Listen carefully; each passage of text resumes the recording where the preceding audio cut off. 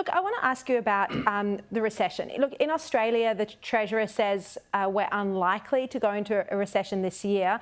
It is a very fine line that central banks in the US and in Australia are walking, continuing to raise interest rates, but not to the point where it crunches the economy and we go into a recession.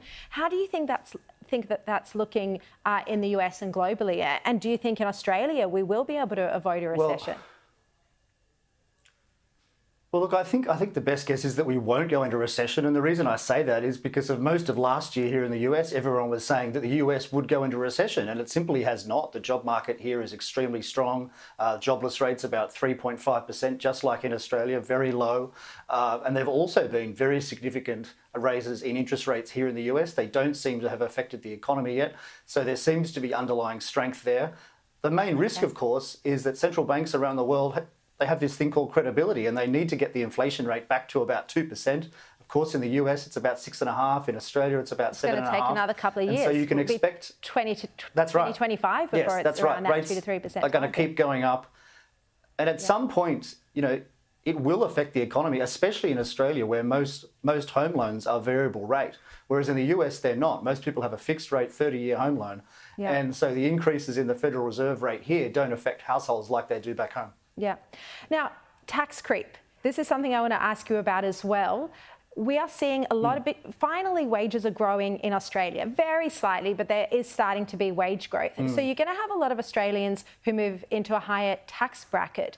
Do you think we are going to see this Labor government preside over quite massive and historic tax increases in effect?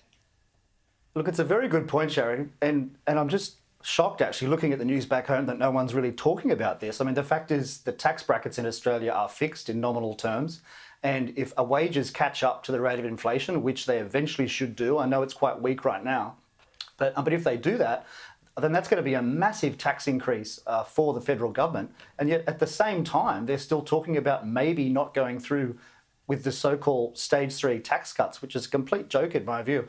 I mean, if wages go up by, say, 8% in the next couple of years, that's probably going to be the biggest income tax increase maybe since the Second World War.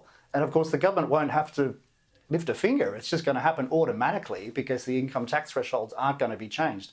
And so it's really incumbent on the government, I think, now to think seriously about changing those tax thresholds. Okay, we literally have 30 seconds, Adam, so you're going to have to be so quick here, but you are a super expert. What's your take on the government's proposed super changes? Well, look, I mean, it's fundamentally flawed, of course, superannuation.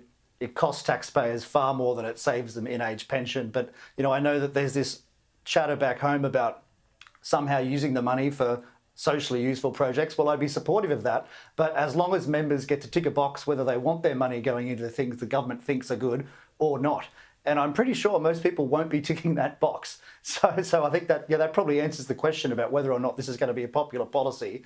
I mean, the purpose of super to the, to the extent that it has a purpose, and of course it's quite amusing, 30 years on, there's still no purpose.